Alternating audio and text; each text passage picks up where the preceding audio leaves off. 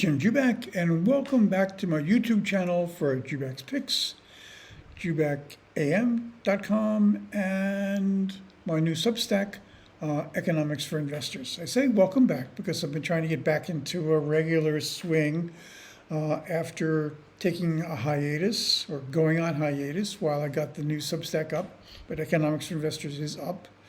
Check it out, economicsforinvestors.substack.com. You can subscribe for free. You can subscribe for $7 a month. You can subscribe for $60 a year. It's an interesting, larger take on economics and what drives the market in the long term rather than just the short term. Okay, if you can hear this if you hear the background buzz of the saw, we're going to work over it. They're done with lunch here, and they're back working on a building around over the Ponte Storto, the bridge near where I live in Venice, doing some work inside one of the houses. So we're going to have to put up with that. All right. So today's video is about gold and silver, and I would entitle it, "The Bottom is In for Gold and Silver. It's Time to Buy." If you want specific recommendations as opposed to this video, I suggest you go to one of those three sources that I recommended. There are picks on there for ETFs, for gold and silver stocks, etc. If you squint really hard at the technical chart right now, you can see we've put in a bottom for gold around 4,000, I think, in maybe the last couple of weeks. Big drop from the highs earlier in the year, but I think this is a sustainable bottom given the volatility of geopolitics in the world and what we know about the connection between gold and oil, and when oil prices go up, and right now they're down, global central banks have been selling gold to support their currencies, India especially, and that's tended to depress gold. But if oil prices are not pushing 110, right now they're around 70, I think that's a plus for gold. Inflation looks like it's coming down, but maybe not as far as expected. I still think we're seeing north of 3 in all likelihood.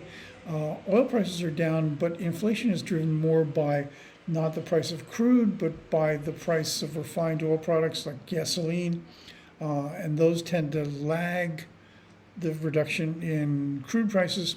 So who knows exactly how far that's going to go. And also what we're seeing is a renewal of central bank buying. That gold has come down far enough, so central banks have said, hey, this is a good time to pick it up. The World Gold Council, sort of the lobbying structure for the gold sector, did its latest survey and said, about 45% of global central banks are saying they're going to be buying gold in the next 12 months. That's a very high level that all supports the price of gold. So that's sort of the near-term picture. Long-term picture, which is why I am interested in gold, is that I see massive government deficits around the world, whether it's US, China, Japan, whatever.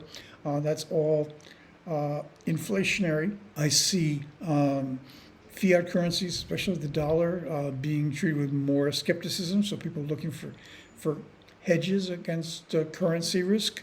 And I see increased volatility in the financial markets in general, which again is good for a tangible asset like gold. So those are all reasons to think that gold is put in a short-term bottom, and why you want to own gold for the longer term. And as I said, you can find specific picks in terms of individual stocks, ETF for gold, ETF for silver, a silver stock, on jubakpicks.com, jubakam.com, or on my Substack, economicsforinvestors.substack.com. Remember to ring the bell, which is on YouTube, which gives you notification of when the next video goes up. We're trying to do 3 a week. If I get back into the swing of things. That was what we're seeing. So ring that bell so you get notification. You wouldn't want to miss my face, would you? So thanks for watching. Be back very, very soon. Ciao.